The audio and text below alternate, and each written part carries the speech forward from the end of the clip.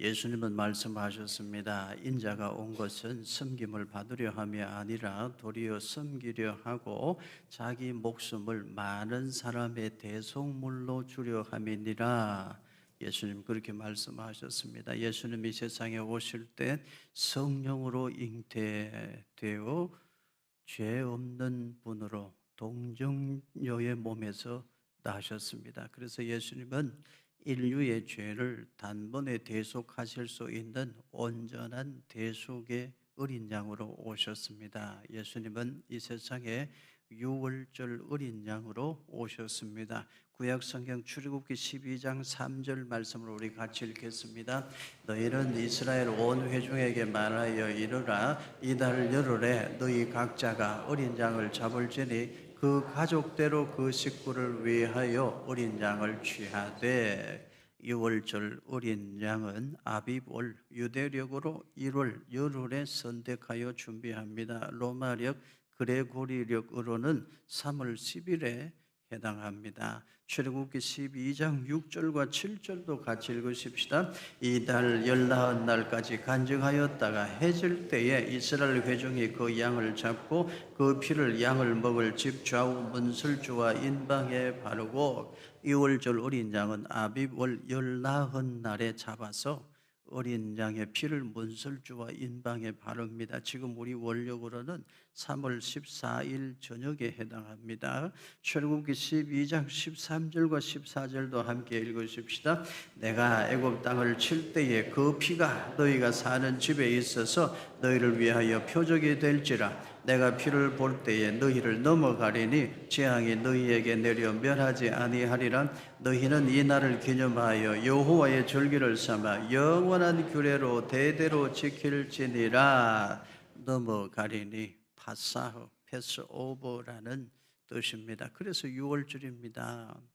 피를 볼 때에 넘어가리니, 무엇이 넘어갑니까? 죽음의 재앙이 넘어갑니다. 사망 권세가 더 이상 힘을 발휘하지 못하고 넘어갑니다. 이제 신약 성경 요한복음 1장 29절 함께 읽으십시다. 이튿날 요한이 예수께서 자기에게 나아오심을 보고 이르되, 보라, 세상 죄를 지고 가는 하나님의 어린 양이로다. 세례 요한이 예수님보다 먼저 와서 선포했습니다. 보라, 세상 죄를 지고 가는 하나님의 어린 양이로다.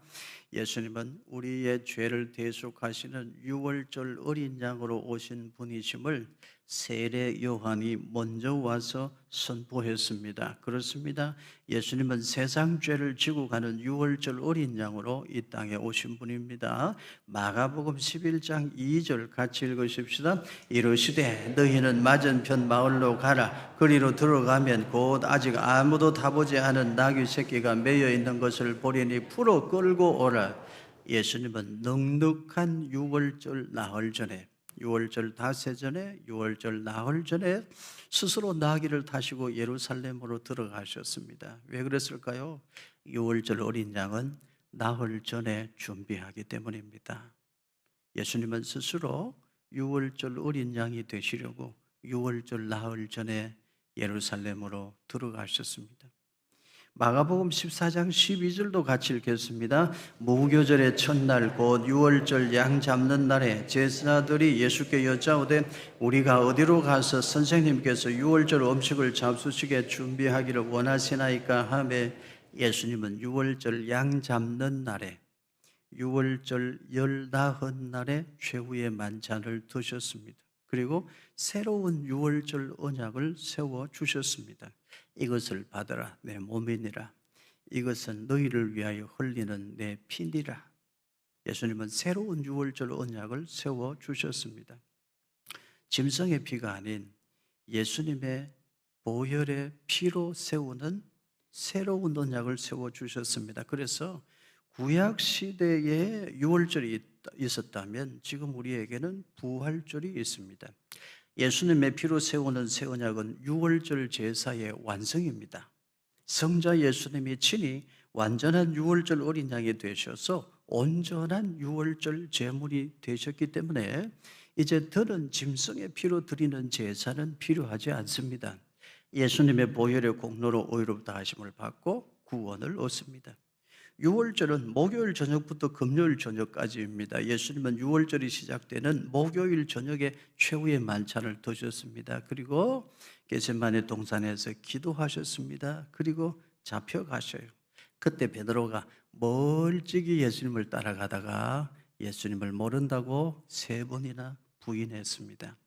대제사장들과 서기관들은 예수님을 죽이려고 온갖 거짓 증거들을 들이댑니다. 그런데 그때 예수님은 침묵하셨습니다. 오늘 우리는 예수님의 침묵을 중심으로 말씀을 생각하려고 합니다. 예수님은 결국 사형 선고를 받습니다. 금요일 오전 9시에 십자가에 달리시고 6월절이 끝나기 전에 금요일 오후 3시에 십자가에 달리신 채로 다 이루었다 하셨습니다. 이 시간에 대해서 논란이 조금 있지만 우리가 그동안 이해해왔던 시간이 정확한 것 같습니다. 예수님은 그렇게 온전한 6월절 어린 양이 되셨습니다. 칼빈이 그의 기독교 강요에서 해설한 대로 예수님은 인성에 따라서 죽음을 죽으시고 신성에 따라서 죽음을 죽이심으로 우리에게 구원의 길을 열어주셨습니다. 예수님은 인성에 따라서 죽음을 죽으시고 신성에 따라서 죽음을 죽이시고 부활하심으로 우리에게 구원의 길이 완성되었음을 선포하셨습니다. 이제 오늘 말씀 마태복음 26장 63절을 같이 읽겠습니다. 예수께서 침묵하시거늘 대제사장이 이르되 내가 너로 살아계신 하나님께 맹세하게 하노니 네가 하나님의 아들 그리스도인지 우리에게 말하라. 대제사장들과 서기관들은 예수님을 잡아서 죽이려고 온갖 모의를 다 하고 있습니다. 그때 예수님이 이제 가만히 계시면 십자가에 달려 죽으셔야 됩니다. 그런데 그때 예수님은 아무 말씀을 안 하셨습니다. 예수님은 끝까지 침묵하셨어요. 마치 도수장으로 끌려가는 어린 양처럼, 틀 깎는 자 앞에 잠잠한 양처럼 침묵하셨어요. 예수님은 스스로 유월절 어린 양이 되셨습니다. 다만 말씀하시기를 내가 권능의 우편에 앉아있는 것과 하늘 구름을 타고 오는 것을 너희가 보리라, 그 말씀하셨습니다. 이 말씀은 대제사장들과 서기관들에게 빌미를 주시는 말씀과도 같았습니다. 기다렸다는 듯이 대제사장들과 서기관들은 예수님의 얼굴을 침을 뱉었습니다. 주먹으로 치고 손바닥으로 때리고 예수님을 모욕했습니다. 그런데도 예수님은 침묵하셨어요. 가만히 보면 예수님은 스스로 유월절 어린 양이 되셨습니다. 마태복음 27장 12절도 우리 같이 읽겠습니다. 대제사장들과 장로들에게 고발을 당하되 아무 대답도 아니하시는지라. 예수님은 말씀으로 천지 만물을 지으신 분입니다. 말 잘하기로 하면 예수님을 당할 자 누가 있겠습니까? 그런데 예수님은 아무 대답도 아니하셨어요. 우리 예수님의 침묵을 좀 묵상하고 배울 수 있기를 바랍니다. 마태복음 27장 30절 같이 읽겠습니다. 그에게 침 뱉고 갈대를 빼앗아 그의 머리를 치더라. 그런데도 예수님은 침묵하셨어요. 침 뱉고 머리를 치고 희롱하고 모욕하고, 그런데도 예수님은 아무 말씀을 아니하셨습니다. 그 깊은 침묵의 의미를 우리가 좀 배워야 됩니다. 요한복음 19장 30절 말씀 함께 읽겠습니다. 예수께서 신 포도주를 받으신 후에 이르시되 다 이루었다 하시고 머리를 숙이니 영혼이 떠나가시니라. 인류 역사의 가장 위대한 말씀은 예수님의 십자가 위에서 하신 말씀입니다. 다 이루었다. 예수님은 그 말씀 하시려고 침묵하셨습니다. 예수님은 그 말씀을 하시려고 아무 말씀 안 하셨어요. 십자가 위에서 다 이루었다, 그 말씀 하시려고 예수님은 멸시를 당하시되 침묵하시고 모욕과 고난을 당하시되 아무 말씀을 아니하셨습니다. 무엇을 다 이루었다는 말입니까? 마가복음 15장 38절입니다. 같이 읽습니다. 이에 성소 휘장의 위로부터 아래까지 찢어져 둘이 되니라. 히브리서 9장 3절도 같이 읽습니다. 또 둘째 휘장 뒤에 있는 장막을 지성소라 일컫나니. 예수님은 왜 멸시 모욕을 당하시되 침묵하셨나요? 우리에게 지성소로 가는 길을 열어주시려고 침묵하셨습니다. 멸시 모욕을 당하시되 아무 말씀 안 하신 이유가 무엇입니까? 우리로 하여금 지성소로 나아가 하나님 앞에 갈 수 있는 길 열어주시려고 예수님은 온갖 멸시, 조롱, 그리고 육체의 고난, 인격적인 고난을 당하시되 아무 말씀 안 하셨습니다. 예수님은 우리를 살리시려고 침묵하셨습니다. 내가 죽어 너를 살릴 거야. 그 십자가의 정신으로 예수님은 침묵하셨습니다. 우리는 예수님의 그 침묵의 깊은 의미를 좀 배우고 우리의 삶에 적용시킬 줄 알아야 됩니다. 가끔 이런 질문하시는 분들이 있습니다. 최근에 이런 질문 받았습니다. 목사님, 예수님은 그리스도이신데, 그런데 제가 성경을 읽어보니까 예수님이 그리스도라는 사실을 아무에게도 말하지 말라고 하신 성경 구절이 있습니다. 어떻게 된 겁니까? 성경을 깊이 읽는 우리 성도들을 보면 제 마음이 참 기뻐요. 여러분은 성경 읽다가 그런 구절을 읽을 때 이게 어떻게 된 거지 생각하신 적이 있습니까? 마태복음 16장 20절 같이 읽겠습니다. 이에 제자들에게 경고하사 자기가 그리스도인 것을 아무에게도 이르지 말라 하시니라. 예수님 말씀하셨어요. 내가 그리스도라는 사실을 아직은 아무에게도 말하지 말라 하셨어요. 마태복음 17장 9절도 같이 읽습니다. 그들이 산에서 내려올 때에 예수께서 명하여 이르시되 인자가 죽은 자 가운데서 살아나기 전에는 본 것을 아무에게도 이르지 말라 하시니라. 변화산에서 놀라운 형체로 변화되셨는데 그걸 본 사람들에게 말했어요. 아무에게도 말하지 마. 알았지?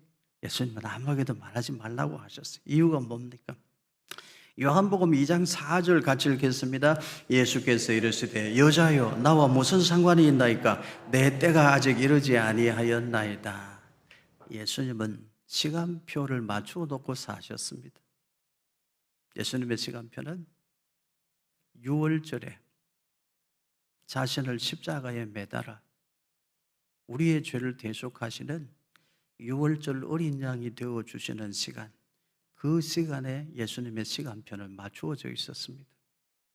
그래서 그 이전에는 아직 말하지 말라 하셨어요. 예수님은 6월절 어린 양이 되셔서 십자가에 달려 죽으심으로 우리를 속량하셔야 되는데 그 전에 사람들에게 인기가 너무 많아지는 것도 거부하셨어요.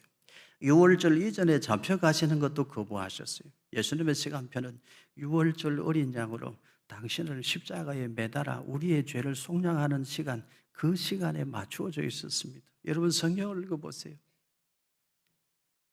예수님이 걸어가신 그 걸음마다 무엇이 깊이 새겨져 있는지 성경을 통해서 우리는 그 깊은 의미를 깨달아야 됩니다. 예수님께서 말씀하시기를 아직은 내가 그리스도인 것을 말하지 말라 하신 것도, 온갖 모욕을 당하시면서 침묵하신 것도 다 예수님께서 우리의 죄를 대속하시는 십자가를 지시기 위함이었습니다. 예수님은 십자가를 지기 위해서 침묵하기도 하셨고 필요할 때는 십자가를 지기 위해서 힘주어 말씀하기도 하셨습니다. 우리는 예수님의 침묵과 예수님의 말하심을 배워야 됩니다. 예수님의 십자가 고난은 예수님의 침묵에서부터 시작됩니다. 십자가 없는 부활은 없습니다. 그런데 침묵 없는 십자가도 없어요. 큰 일을 하는 사람은 침묵할 줄 압니다. 말이 가벼운 사람은 가벼운 일밖에 못합니다. 분명히 그렇습니다. 큰 뜻을 품고 큰 길을 가는 사람에게는 침묵이 필수 요소입니다. 특히 주님을 위해, 교회를 위해 일한다는 사람들은 예수님의 침묵을 배워야 합니다. 억울하다 다 말하고, 자존심 상한다 다 말하고, 기분 나쁘다 다 말하고, 언제 하나님의 일을 합니까? 그런 사람은 하나님의 시간을 놓칩니다. 사랑의 말, 위로의 말, 격려의 말, 축복하는 말은 아끼지 말아야 됩니다. 특히 언제 힘주어 말해야 됩니까, 여러분? 그 십자가는 내 것입니다. 내가 져야 할 십자가입니다. 그 십자가는 나의 십자가입니다. 그 말할 때는 힘주어 말할 줄 알아야 돼요. 그러나 내가 모욕을 당하고 멸시당하고 내가 억울한 일 당하고 내가 선한 일 했는데도 사람들이 몰라주고 그때는 침묵할 줄 알아야 합니다. 그래야 예수님의 제자입니다. 그래야 예수님을 알고 예수님을 믿는 사람이라 할 것입니다. 우리는 예수님의 침묵을 배워야 됩니다. 하나님이 알고 계시니 충분합니다. 정말 그 믿음이 우리 속에 있어야 돼요. 하나님의 뜻이 이루어지고 있으니 그것으로 충분합니다. 그 믿음이 우리 마음속에 있어야 돼요. 내가 선한 일 했는데 아무도 몰라줘. 그러면 더 복된 거예요. 사람들은 모르고 하나님과 나만 아는 비밀이 하나 생겼으니 얼마나 감사합니까? 그걸 왜 사람들이 알아주기를 기대합니까? 모르는 게 더 좋지. 하나님과 나만 아는 비밀이 하나 생겼다. 하나님 참 감사합니다. 그 믿음이 우리에게 있어야 됩니다. 평소에 말이 좀 많은 사람이 있습니다. 여러분 스스로 생각해 보세요. 나는 평소에 말이 좀 많다. 손 들어 보세요. 아무도 없군요. 다 그렇게 생각하더라고요. 자기는 말이 없다고 생각해. 평소에 말이 좀 많은 사람들 대체로 다정다감한 사람들입니다. 좋은 사람들이에요. 평소에 말이 좀 많은 사람들은 대체로 순수한 사람들이에요.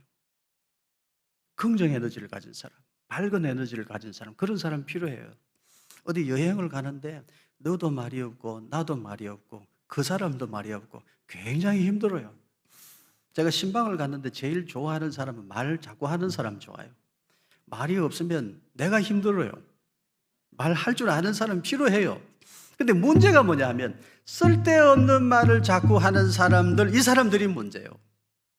사람들은 왜 쓸데없는 말을 자꾸 많이 할까요? 왜 사람들 인상을 찌푸리게 하는 말을 많이 할까요? 왜 사람들은 쓸데없는 말을 자꾸 내뱉는 수다쟁이가 될까요? 여러분 오늘 말씀을 잘 배우시길 바랍니다. 이야, 오늘 이 설교는 우리 전도회 김 집사가 들어야 되는데 우리 구역에 이 집사가 들어야 되는데 그렇게 생각하지 말고 나에게 주시는 말씀이다. 아멘. 오늘 말씀은 나에게 주시는 말씀입니다. 여러분 그렇게 생각하고 말씀을 받으시기를 바랍니다. 요한일서 2장 16절 같이 읽으십시다. 이는 세상에 있는 모든 것이 육신의 정욕과 안목의 정욕과 이생의 자랑이니 다 아버지께로부터 온 것이 아니요 세상으로부터 온 것이라. 예수님께서 말씀하셨어요. 그리스도 예수의 사람은 그 정과 탐심을 십자가에 못 박았느니라 말씀했어요. 그런데 아직 예수님의 십자가 앞에 육신의 정욕, 안목의 정욕, 이생의 자랑을 내려놓지 못한 사람들, 그 사람들이 쓸데없는 말을 많이 합니다. 사실이 그렇습니다. 잘 들어보세요. 육신의 정욕, 대표적인 것이 식욕과 성욕입니다. 이 식욕 때문에 얼마나 쓸데없는 말을 많이 하는지 몰라요. 어디 맛집이 있더라, 먹으러 가자. 여러분 좋은 것 잘 먹고 잘 사시기 바랍니다. 그런데 여러분 거기에 시간을 다 허비하지는 마세요. 저는 제일 무서운 사람이 있습니다. 목사님, 저기 강원도 속초에 어디 가면 정말 자연산 회만 하는 횟집이 있는데요. 목사님 모시고 가겠습니다. 나는 무서워. 무서워. 거기까지 갔다 오면 한나절이 끝나는데. 나 그런 사람들 무섭더라고. 좋은 거 먹고 살기를 바랍니다만 그것이 우리 삶의 우선순위가 되어서는 안 되겠습니다. 육신의 정욕 가운데 대표적인 욕구 하나 더 있죠. 성욕입니다. 이것 때문에 사람들의 말이 더러워져요. 한없이 비천해져요. 왜 쓸데없는 말을 하는 수다쟁이가 됩니까? 육체의 정욕을 아직 내려놓지 못했기 때문에 그래요. 식욕 때문에, 성욕 때문에 온갖 더러운 말들도 입에 담는 거예요. 그 다음 안목의 정욕, 눈에 보이는 대로 소유하려는 소유욕, 소비욕구입니다. 눈에 보이는 걸 갖고 싶어. 거기서부터 말이 많아져요. 어디 백화점에 가면 새로운 신상이 나왔는데 뭔가 좋은 게 있더라. 자꾸 그런 말들만 해요. 소유욕, 소비욕 때문에 허황된 말들을 사람들은 많이 하고 삽니다. 다툼도 생기죠. 그리고 이생의 자랑, 자기를 드러내는 과시욕, 명예욕이 대표적인데요. 과시욕, 명예욕 이거 못 내려놓은 사람들 생각보다 많습니다. 그래서 자꾸만 자기를 드러내는 말이 많아져요. 그래서 수다쟁이가 돼요. 명예욕, 사람들로부터 높임을 받으려고 하니까 자꾸만 쓸데없는 말이 많아져요. 은근히 자기 말을 많이 하고 자랑하는 말을 많이 합니다. 그런데 사람들은 그런 말을 많이 할수록 자기 자신이 더 초라해진다는 사실을 빨리 깨달아야 돼요. 이런 것들은 다 세상에서 나온 것입니다. 세상의 것들이에요. 하나님의 사람들은 그런 것을 위해서 살지 않습니다. 육신의 정욕, 안목의 정욕, 이생의 자랑을 위해서 살지 않아요. 그러다 보니까 그런 것과 연관된 말을 하지를 않습니다. 그러니까 기본적으로 말수가 줄어듭니다. 그리스도인들은 기본적으로 말수가 줄어들어요. 그리고 깊은 인생을 살죠. 세상 사람에게는 이 세상이 전부입니다. 그래서 세상 사람들에게 인정받고 사람들로부터 높임을 받고 싶어 해요. 모든 사람은 사랑받고 싶고 인정받고 싶은 욕구가 있는데 그것을 사람들로부터 채우려고 하는 거예요. 그러니까 말이 많아져요. 하나님께서 채워주셨는데 그걸 몰라. 예수님의 십자가를 만나면 거기서 주님이 나를 죽기까지 살아가셨다는 사실, 주님이 나를 하나님의 자녀로 세우셨다는 사실을 분명히 알고 믿으면 사랑받고 싶은 욕구와 인정받고 싶은 욕구가 거기서 완전히 해소가 되는데, 아직 그게 안 된 사람들은 자꾸만 육체의 정욕, 안목의 정욕, 이생의 자랑을 따라서 말을 해요. 그러니까 기본적으로 말이 많아지고 그런 사람은 쓸데없는 말을 많이 해요. 우스갯소리로. 그래서 세상 사람들은요, 내 척에 배를 타고 다니면서 쓸데없는 말을 많이 해요. 우스갯소리로 하는 말이에요. 이 내 척에 배를 타고 다니는 사람들이 주로 쓸데없는 말을 많이 해요. 첫째, 잘난 척. 잘난 척하는 배를 타고 다녀요. 실제로 못났는데 잘난 척을 해 자꾸. 그러다 보니까 말이 많아질 수밖에 없어요. 둘째, 아는 척. 모르면서 자꾸 아는 척해. 그러니까 엉뚱한 말을 자꾸 해. 자기가 아는 지식의 범주에서만 말을 하다 보니까 결국은 다른 사람들에게 웃음거리가 돼요. 모르면서 아는 척. 그러니까 말이 많아져요. 세 번째, 있는 척. 있으면 얼마나 있다고. 없으면서 있는 척 하려고 하니까 자꾸 말이 많아져. 수다쟁이가 돼요. 그럴수록 초라하게 돼요. 자기 자신이 더 초라하게 되고 비참하게 돼요. 마지막, 이게 아주 심각한 배입니다. 겸손한 척. 사실은 교만한데 그 교만을 감추려고, 사실은 오만한 사람인데 그걸 감추려고 겸손한 척 위장하고 포장을 해. 그러니까 자꾸 말이 많아져. 쓸데없는 말이 많아져요. 여러분 어떻습니까? 내 척의 배, 잘난 척, 아는 척, 있는 척, 겸손한 척. 이 네 배를 다 소유하고 계신 분 손 들어봐요.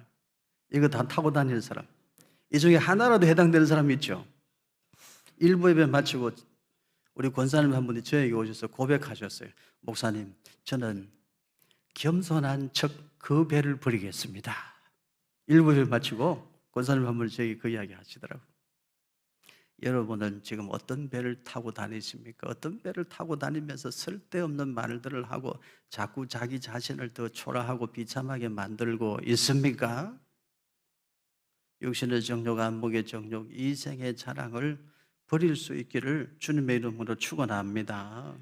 세상 사람은 자꾸 사람들에게 높임을 받고 인정받으려고 그래요. 그러니까 자기를 드러내고 과시하는 말을 자꾸 해요. 옛날 이야기를 많이 합니다. 나는 옛날에 40일 금식 기도한 사람입니다.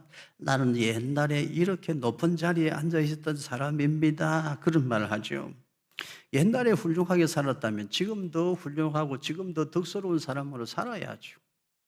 옛날 이야기만 자꾸 하는 사람은 지금 초라하다는 뜻이요. 자기를 드러내는 말 삼갈 줄 알아야 됩니다. 그런 사람은 바리새인의 영성을 닮은 사람일 수 있습니다. 예수님의 비유 가운데 바리새인과 세리의 비유가 있잖아요. 거기 보세요. 바리새인은 말이 자꾸 많아요. 이유가 뭡니까? 자기의 공로를 드러내려고 하니까 자꾸 말이 많아. 자기의 공로를 주장해야 되니까 명예욕, 과시욕 때문에 자꾸 말이 많아. 세리는 어때요? 말이 없어요. 어떻게 해요? 고기를 숙이고 가슴만 쳐. 한마디 해. 나는 죄인으로소이다. 그 말만 하는 거예요. 예수님의 비유에서 예수님 말씀하셔요. 하나님은 바리새인의 기도보다 세리의 기도를 들으신다고. 세리가 더 의로운 사람이라고 예수님의 비유에서는 그렇게 결론을 내립니다. 여러분 어떤 사람입니까? 잠언 18장 6절 같이 읽겠습니다.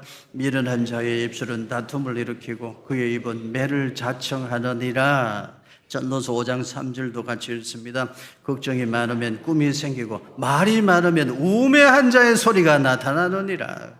야고보서 1장 19절도 같이 읽습니다. 내 사랑하는 형제들아 너희가 알지니 사람마다 듣기는 속히 하고 말하기는 더디하며 성내기도 더디하라.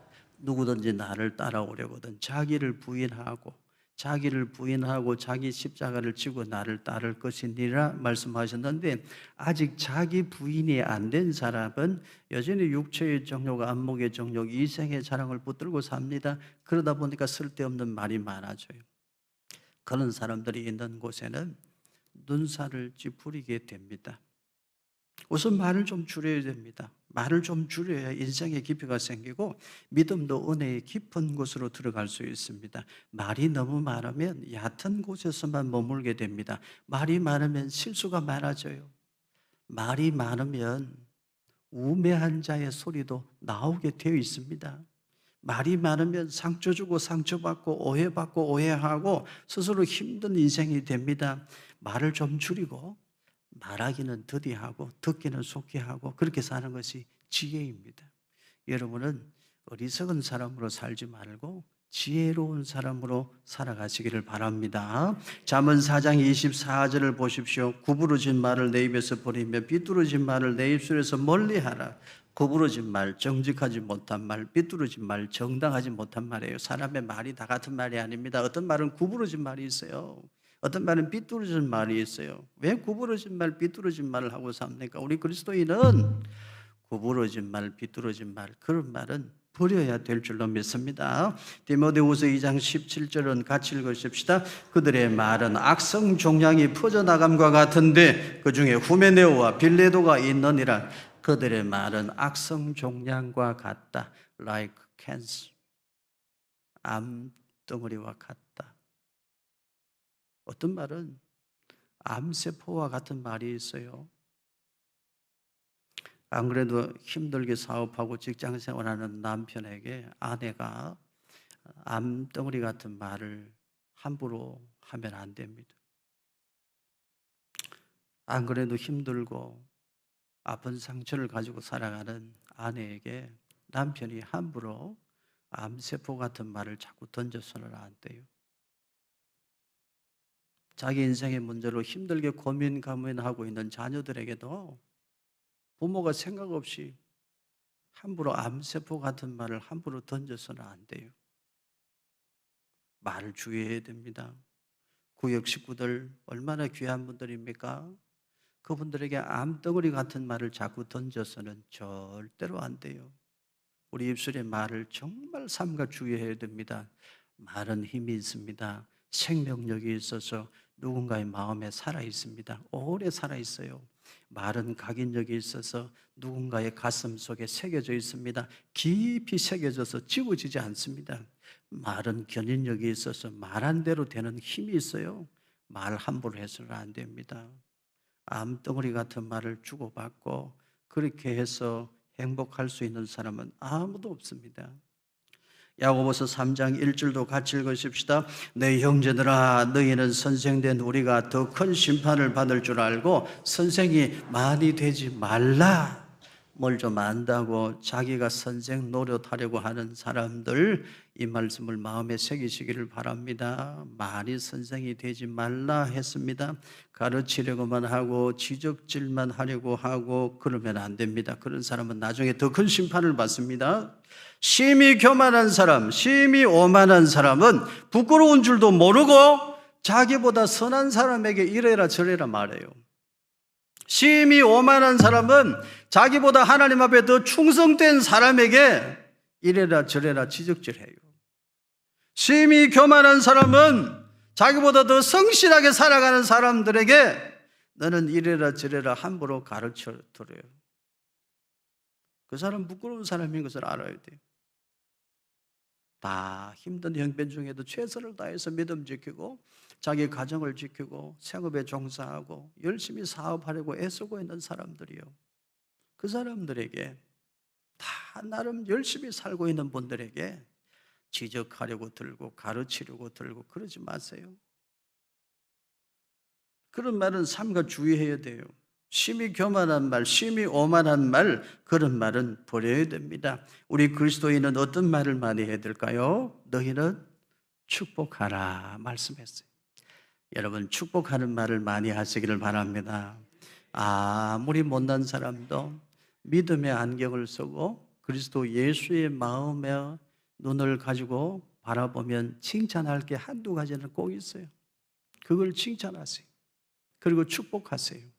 그러면 그 사람에게 있는 부족한 것이 자꾸 채워져요. 지적하고 가르치고 선생 노릇하려고 하고 그러지 마세요. 축복하라고 말씀했어요. 여러분, 축복하는 말을 많이 하시기를 바랍니다. 칭찬하는 말, 위로하는 말, 격려하는 말을 많이 하십시오. 죽이는 말은 버리십시다. 살리는 말만 할 수 있기를 바랍니다. 더러운 말은 버립시다. 덕스러운 말만 할 수 있기를 바랍니다. 무엇보다 우리 그리스도인은 예수님의 침묵을 배워야 됩니다. 예수님은 멸시받고 모욕받으실 때 침묵하셨어요. 아무 말씀 안 하셨어요. 그렇지만 십자가를 지실 때는 힘주어 말씀하셨어요. 그 십자가는 내 것이라고. 그 십자가는 내가 져야 한다고. 그 말씀은 힘주어 말씀하셨어요. 침묵하시다가도 그때는 힘주어 말씀하셨어요. 그리고 마침내 십자가 위에서 다 이루었다, 그 말씀하셨습니다. 예수님의 제자로 살아가는 사람들은 말하는 것이 달라야 됩니다. 내가 멸시당하고 내가 모욕당하고 내가 억울한 일 당할 때는 침묵할 줄 알아야 돼요. 그런데 내가 십자가를 져야 할 때는 침묵하지 않아야 됩니다.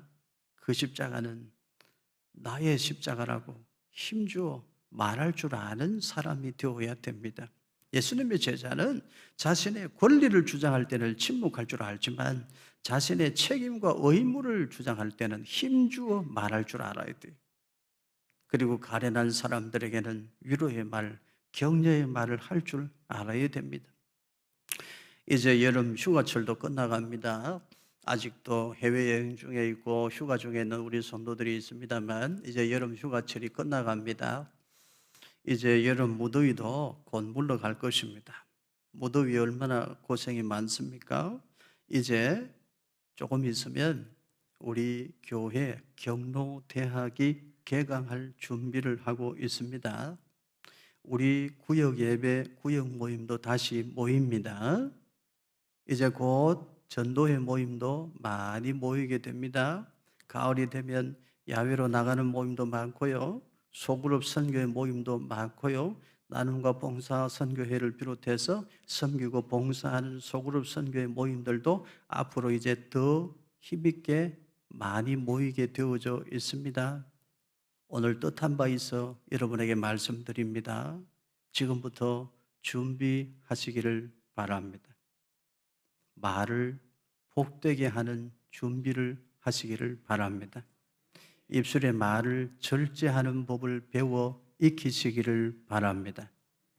더러운 말은 버리고 덕스러운 말을 할 줄 아는 여러분 되시기를 축원합니다. 그래서 우리 경로대학이, 우리 구역이, 전도회가, 모든 소그룹 선교회가 상처 주고 상처받는 그런 곳이 아니고 위로받고 위로를 얻고 힘을 주고 힘을 얻는 소망과 비전이 가득한 공동체, 아름다운 믿음의 모임들 되기를 주님의 이름으로 축원합니다. 그래야 교회가 더 힘있게 부흥할 수 있고 그래야 더 하나님 나라 위해서 섬기고 또 쓰임받는 교회가 될 수 있습니다. 사람은 자기 입술의 열매를 먹고 삽니다. 자기 입의 열매로 자기 복록을 누립니다. 사람은 말만 잘해도 복을 받아요. 그런데 말 한마디 잘못하면 큰 화를 입습니다. 부끄러운 줄도 모르고 심히 오만한 말을 하고 다니고 누구에게나 가르치는 말만 하려고 들고 다 자기보다 나은 사람들인데도 부끄러운 줄도 모르고 항상 자기만 선생 노릇하려고 하고 자기 자랑하는 말만 늘어놓고 자기를 드러내고 과시하려고만 하고 자기 말만 하려고 하고 남의 말은 중간에 잘라버리고, 그런 못된 버릇은 이제 버리시기를 바랍니다. 그런 사람은 자꾸 자기 자신이 초라해져요. 이걸 빨리 깨달아야 돼요. 집에서도 여러분 복된 말만 하시기를 바랍니다. 당신이 나한테 해준 게 뭐가 있어? 그런 말 하지 맙시다. 세상에 멋진 여자들 많고 많은데 당신은 어쩌다가 나한테 장가를 오셔서 이 고생을 하십니까? 여러분, 그런 말 하시기를 바라요. 이 세상에 멋진 남자가 많고 많은데 당신은 어쩌다가 나한테 걸려가지고 나한테 시집을 와서 이 고생을 하십니까? 나하고 살아주셔서 감사합니다. 그런 말 하실 수 있기를 바랍니다. 부모님이 나한테 해준 게 뭐가 있습니까? 여러분, 그런 말 하지 않기를 바라요. 내가 부모님께 효도한 것이 없어서 부끄럽고 송구합니다. 그 말을 하시기를 바랍니다. 세상에 나가서도 우리 그리스도인은 복된 말을 해야 됩니다. 국가가 나라에게 해준 게 뭐가 있어? 나라가 나한테 해준 게 뭐가 있어? 그런 말 하지 않기를 바랍니다. 부족한 것 많고 이 나라 정치를 보면 한숨이 나오지만 그래도 이만한 나라 없습니다. 국가가 나에게 뭘 해줬어? 그런 말 하지 마세요. 내가 국가를 위해서 무엇을 할까? 내가 이 나라와 민족을 위해 얼마나 기도했나? 그것을 스스로 질문하시기를 바랍니다. 직장 생활을 하면서도 여러분, 그리스도인은 말이 달라야 돼요. 이 회사가 나한테 해준 게 뭐가 있어? 그런 말 하지 않기를 바라요. 그 회사가 나에게 일자리를 준 것만으로도 감사해야 돼요. 내가 이 회사를 위해서 기여한 것이 뭐가 있나? 그렇게 질문하시기를 바라요. 사랑하는 성도 여러분, 우리의 가슴은 예수님의 마음으로 채우고 우리의 입술은 예수님의 말씀으로 채워서 우리의 삶이 하나님께 영광이 되고 복음의 길을 만들고 전도의 문을 열어가는 그런 삶이 되기를 주님의 이름으로 축복합니다.